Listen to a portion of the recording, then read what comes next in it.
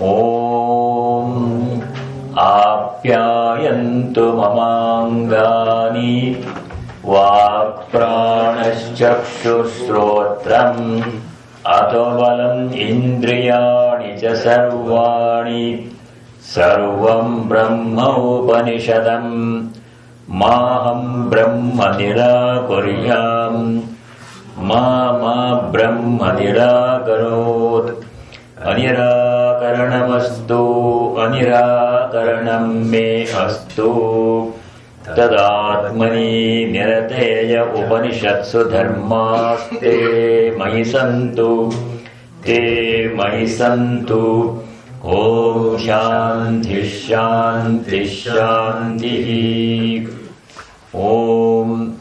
May my limbs, speech, breath, eye, ear, strength and all senses become perfected. Everything is the Brahman proclaimed in the Upanishads. May I never deny Brahman. May Brahman never reject me. May there be no rejection. May there be no rejection at all. As I am engaged in knowing that Atman, may I be endowed with all the virtues taught in the Upanishads.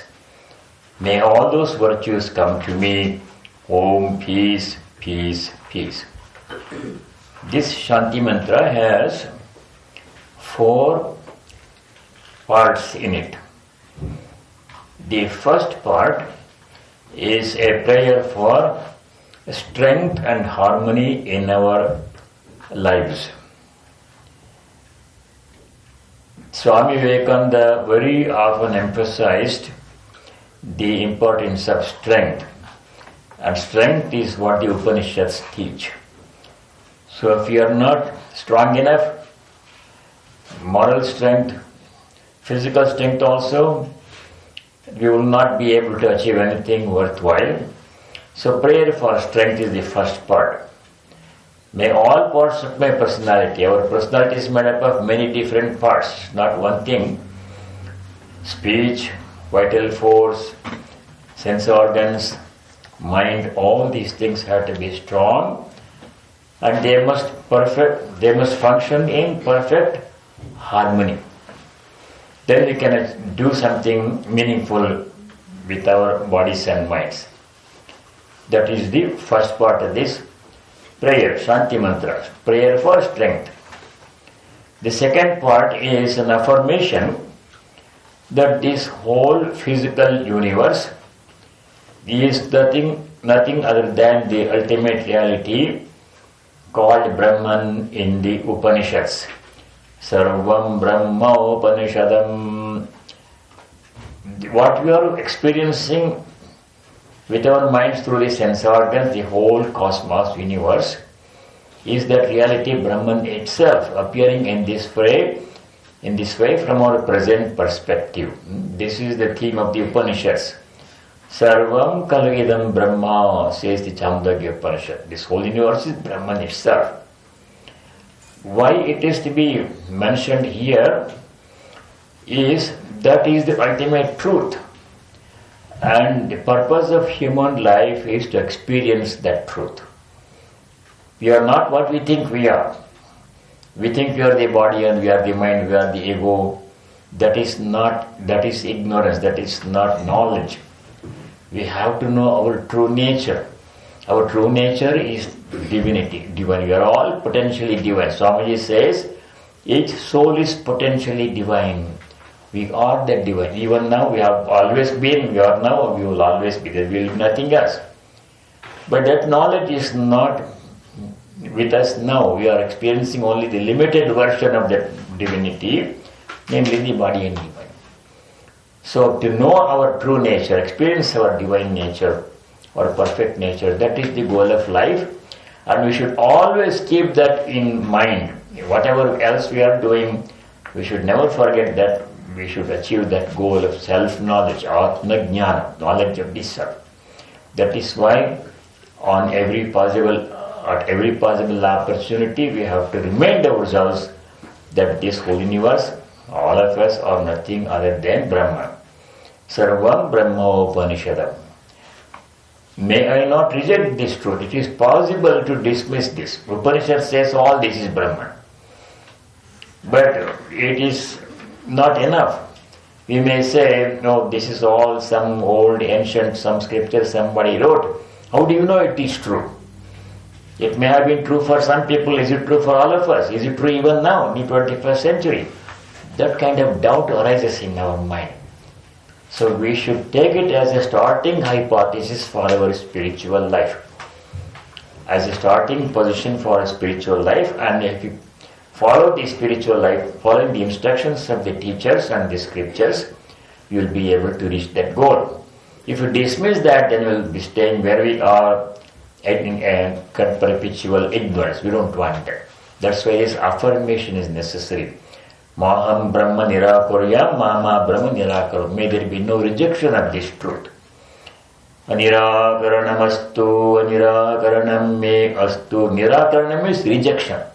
We should not reject this truth.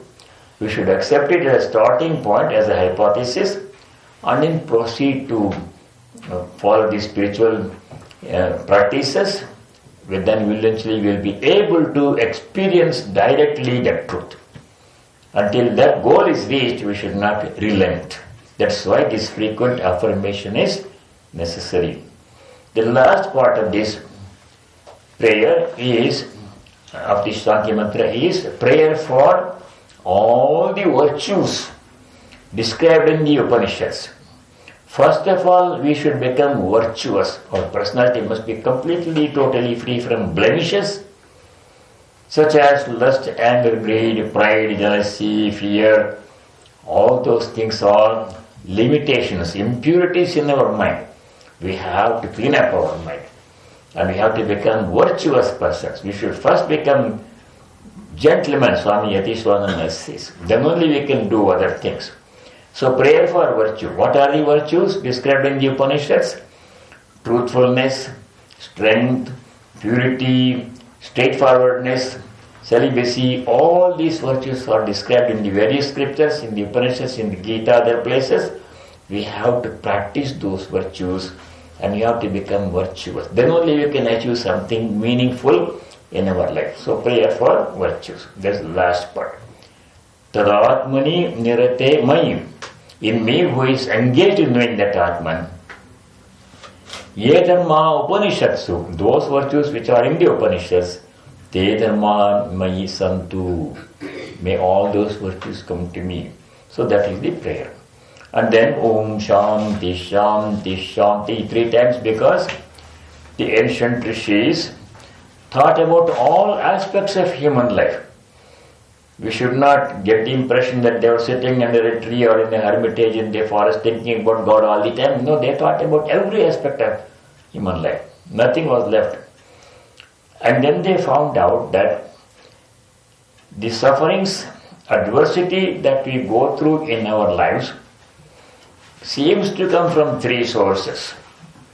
Most of the problems that we experience in our life are caused by ourselves. Because our minds are not pure, our thinking is not always correct. We create problems for ourselves. Those problems which we ourselves create by doing and saying things which are improper, those are called adhyatmika tapa. Tapa means heat or suffering. So we don't want to do that. We should not create any problem for ourselves. So we need peace and harmony within us. Adhyatmika Shanti, peace within us. Then sometimes some difficulty, some problem seems to come from outside sources, from other people, from animals and plants. That kind of problem is known as Adi Bhautika Tapa. Difficulty, problems arising from outside sources. That is also we don't want. So there must be harmony among all of us. You don't want any problem for other people. You don't want any problem for animals and plants. Then still there is a third kind of problem, suffering that comes from imbalances in nature, natural calamities, such as earthquake, lightning, volcanic eruptions, floods, no rain, drought, forest fires, these things, tsunami, these things cause problem. You don't want that. There must be peace in nature. That is Adi Daivika Shanti. That's why every time we say a peace chant, we say Om Shanti Shanti Shanti. May there be peace within us. May there be peace and harmony amongst all beings. And may there be peace in nature. So that is the Shanti mantra.